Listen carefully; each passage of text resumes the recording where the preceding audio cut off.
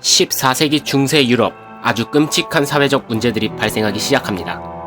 집단폭력, 외국인 혐오, 학살, 마녀사냥 등 지금 발생한다고 가정하면 세계 언론의 주목을 받을 만한 일들이 중세 유럽에서 동시에 벌어지고 있었습니다. 수백 명을 격리시키고 죽이고 불태우고 때로는 말도 안 되는 이유를 붙여 마녀사냥을 하는데도 사람들은 이런 행동들을 합리적으로 생각하기도 했었습니다. 이 당시 유럽 사람들은 왜 이런 잔인한 행동들을 했던 걸까요? 그리고 또 그들이 그렇게 생각했던 이유는 무엇일까요? 14세기 중세 유럽 사람들을 이런 집단행동으로 몰고 넣었던 가장 큰 원동력은 바로 공포입니다.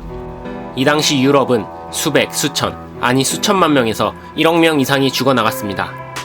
이 당시 유럽의 인구를 생각해보면 전체 유럽 인구의 40%에 해당하는 수치입니다.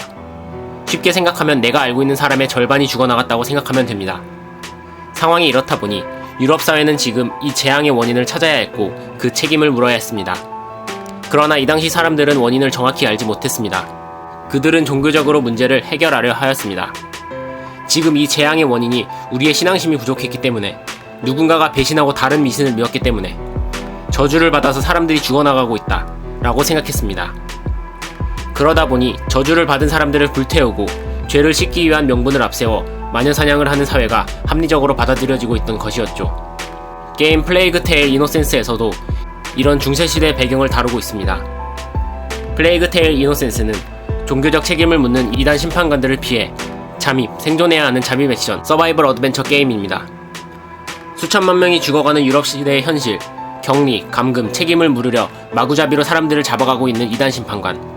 그런 이단 심판관에게 겨우겨우 살아남아 다른 마을로 넘어온 이방인을 대하는 사람들의 태도, 그리고 이런 상황들을 정치적으로 이용해 권력욕을 채우려 하는 사람 등 플레이어는 게임 진행을 하면서 이 시대 상황을 간접적으로나마 체험해볼 수 있습니다. 이번 영상에서는 과연 이 재앙이 무엇이길래 14세기 중세 유럽이 이런 상황이었는지 한번 알아보도록 하겠습니다.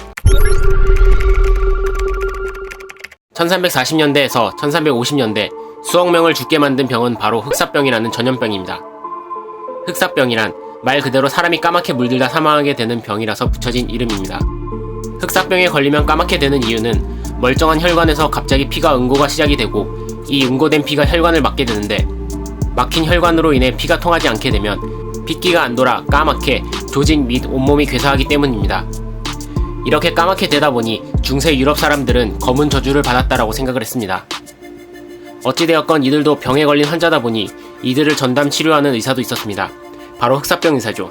흑사병 의사들은 병을 치료함과 동시에 저주에 걸린 사람들과 직접적으로 접촉하지 않으려 했었습니다. 그렇기 때문에 환자와 접촉을 하지 않으려고 항상 마법사처럼 온몸을 덮는 코트를 입고 있었고, 손을 대신할 지팡이를 가지고 다녔습니다. 그리고 저주받은 사람과 같은 공기를 마실 수 없다고 하여 새 부리처럼 생긴 가면을 만들고, 가면 속에는 향료, 과일, 꽃 등으로 채워 저주받은 공기를 정화해 마셨습니다. 뒤에 나오겠지만 아이러니하게도 이런 저주받은 사람과 접촉을 하지 않겠다는 마인드가 오히려 위생관념에 있어서 전염병에 감염되지 않게 만들어주었습니다. 그렇다면 흑사병이 전염된 경로는 무엇이었을까요?